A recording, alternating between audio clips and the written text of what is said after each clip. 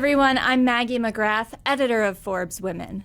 We are entering day 3 of the Democratic National Convention, and joining us from Chicago, where the convention is being held, is Congresswoman Sara Jacobs. She represents California's 51st District, and she's here to tell us all about what she's seeing on the DNC floor.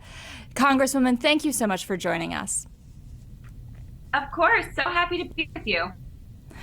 So I wanted to start by asking, everyone sees the TV coverage of the DNC, the big speeches, but you are on the ground. What is something you're observing that perhaps viewers at home, audiences everywhere aren't getting a taste of? What's the vibe? Everyone is super energized and super excited and feeling really good.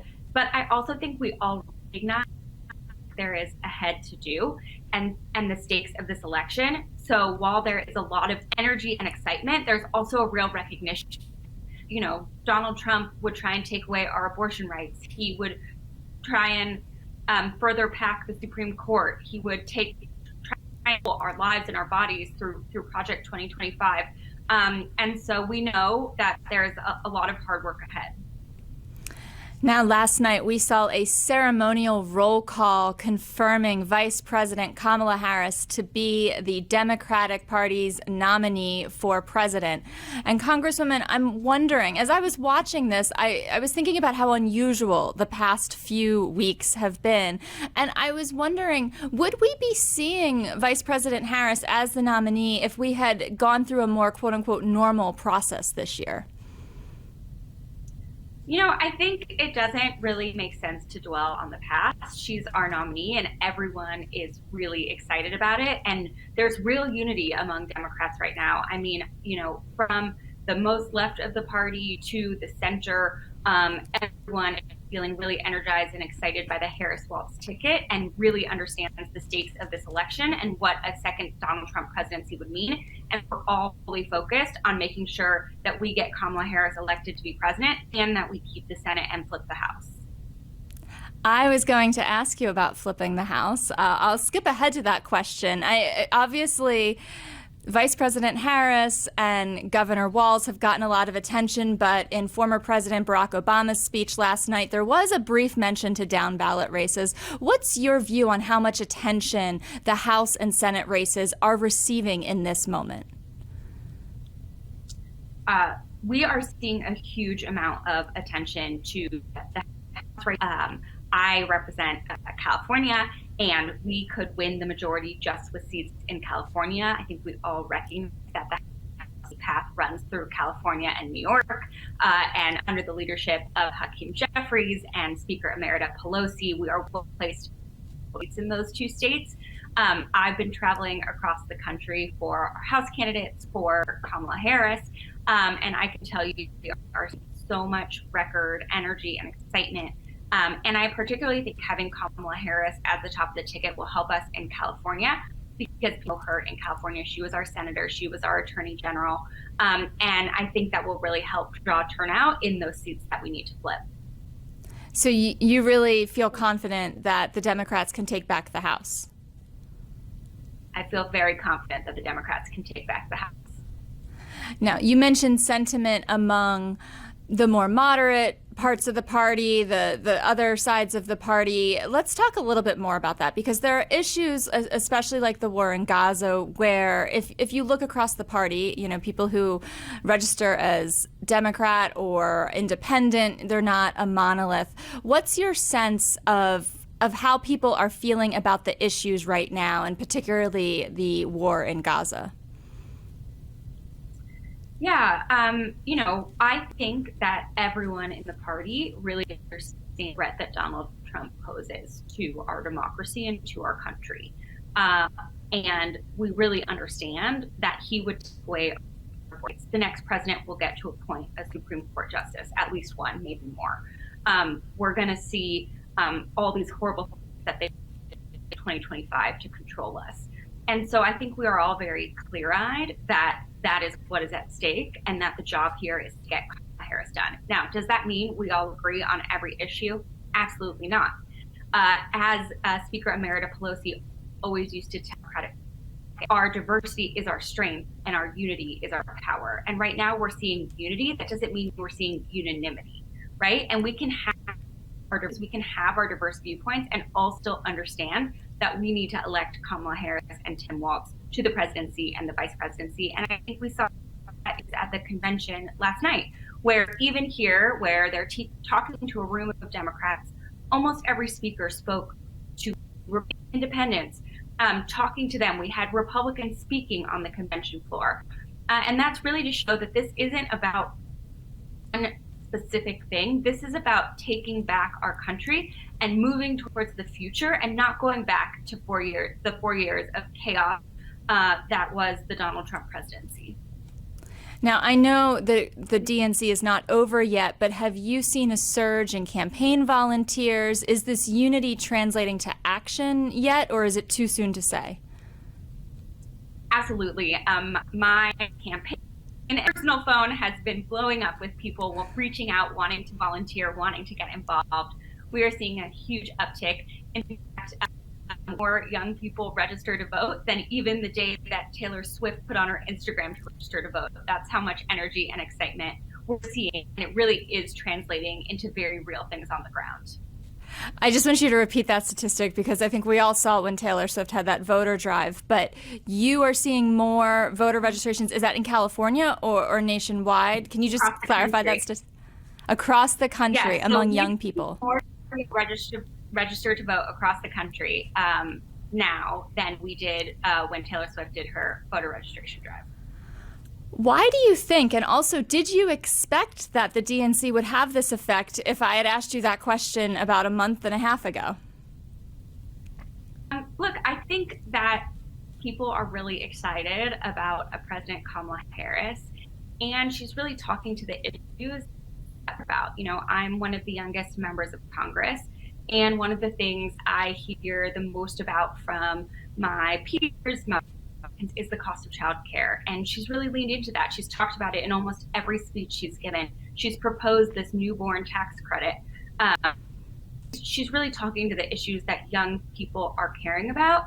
And, you know, I think it helps that we're seeing all these fun memes of her, that she is a big person that people can really feel connected to. You know, I've been having fun explaining to a lot of my colleagues what coconut pilling is and the coconut jokes and what brat means. That's a good thing. But, you know, I think that there really is this organic sense that she leads us into the future, and that's what people really are looking for. As you look across the speeches that you've seen on the DNC floor, on the DNC stage over the last 24, 48 hours, is there a moment that stands out to you as either a clarion call to the nation or just to your district or to the issues? Just is there something already that you think you'll remember going forward? Look, I think anytime I and Barack Obama speak on the convention stage, it is a memorable time. I was here in 2016 when Michelle Obama gave her "Don't They Go Low, We Go High" speech. And I felt even more excitement and shivers this time. And I think as she was getting the crowd to say, I think it really showed that we understand that we're not going to win this election on vibes alone, no matter how immaculate those vibes are. We're going to have to do the hard work of really talking to people and showing them that we understand them, we care about their issues, and we have a plan, something about those issues if you elect us. And that's what we're all going to be leaving Chicago here and going back home and making sure that we do. Now, Congresswoman, before you went to Chicago for the DNC, you mentioned childcare in your answer a little bit before. I know you convened a panel of people, childcare providers and expecting parents around childcare needs in your district. Can you talk about specifically what you heard from these people? Because obviously childcare broadly gets a lot of attention, but I'd love to hear the specific issues that they brought to you. Yeah, absolutely. So we really focused this conversation around access to infant care. So infant and toddler care tends to be the most expensive care to provide. Often the way child care providers do it is that they basically subsidize infant and toddler the preschool care. And one of the things that we're seeing them struggle with a little bit is that now that we're having these universal pay and teaching to the public schools, having less of that population of 3 and 4-year-olds to help, make need, they can provide that infant and toddler care. So we were really focused on how we can both increase the supply of people who provide infant and toddler care, how we can fix that issue that we're seeing arise from the very good program of universal pre-K, and then really what parents need. We had some expecting mothers who had teenagers. They're expecting their second child now. And they talked to us about the difficulty in accessing services before you turn 18 and some sort of clear recommendations on what they need to be able to better take care of their kids. But I think overall it was just clear that we need our child care providers more, because until we fix that reimbursement system, we're not going to be able to create the supply we need so that they can have access that's affordable. What I'm hearing in that answer is we both need to fix the reimbursement system, but we also need more childcare providers. So as you look at the potential solutions, is it a policy solution? Is it more ideas from the private sector, entrepreneurial ideas? Is it all of the above? What's your prescription? Yeah, so, in my ideal world, we would create a federal system for universal child care where it's a multimodal approach, so not one size fits all, but the federal government would fund it so that child care providers are paid a living wage and no family pays more than 7% of their income on child care, and it would be on a sliding scale. I think Senator Warren and I and Congresswoman Mikey Sherrill have a bill that would do that. But I also think it's going to take all these very things working together, because there isn't a one-size-fits-all approach, right? For a lot of parents who work in shift work, center-based care doesn't work for them. So we need to make sure that we're also supporting family child care providers, home child care providers, the full range of child care. And that's something I'm really focused on making sure we're doing, and making sure that businesses understand that their workers need this, and they have an incentive to make sure their workers have this childcare, so they need to help us and be part of the solution. Do you think this issue is getting enough attention at the DNC? I always think we should be paying more attention to childcare, both because it's something that I think really, really affecting families, but also because as we look at the electoral map, the suburbs, and in particular suburban women, in particular are around my age, are a little bit older, have kids, they are the swing voter. And, I think really leaning into this issue, making sure that we're prioritizing it is really going to show those people who might be unsure who they want to vote for, that we understand the stress and the hardship that they're going through, that even though the economy looks good by the numbers, if you're a young parent right now, it doesn't feel very good because costs of housing and childcare are so high. And I think that would really help make sure that those folks in the suburbs, the swing vote we need both for the presidency and for our House races, understand that we are the ones fighting for them. Now, over the next 2 nights, we are going to be hearing more from Governor Walz and Vice President Harris. What do you want to hear in their remarks, Congresswoman? I'm really looking forward to hearing their forward-looking vision for how we can build the country that we can all be proud of, and turn the page on this kind of dark and divisive chapter that Donald Trump has really in our country's history. And I think it'll be important for them to talk about all the things we've already been able to do. The biggest investment change ever, bipartisan infrastructure that presidents from both parties have been talking about for decades, but we were finally able to do. The first mentioned legislation since I was in elementary school. We've been able to do so much, but that's not enough. And we need to talk about what we're going to do and make sure that Americans understand that we see them and we know that things are challenging right now, and we have a plan on how we're going to address them.